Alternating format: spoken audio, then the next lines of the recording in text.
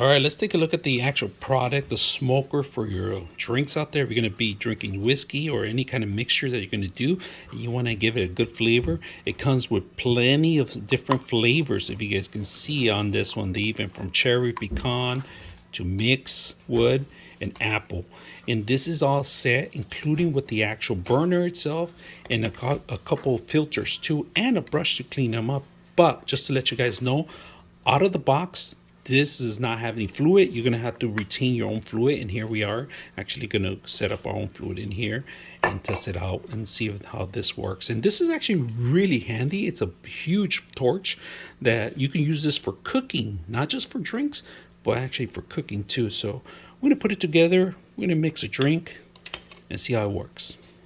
It also included a little mixture for your drinks out there. So we're gonna put some fluid in there. Buy your own fluid anywhere, install it, and you're all set up. All right, you can increase the volume on the bottom of the actual system, but once you fill it up, you find your own flame torch, and you're all set up. Now, there is a lock mechanism for children, all right? So you can't push the button unless you unlock it. Very simple.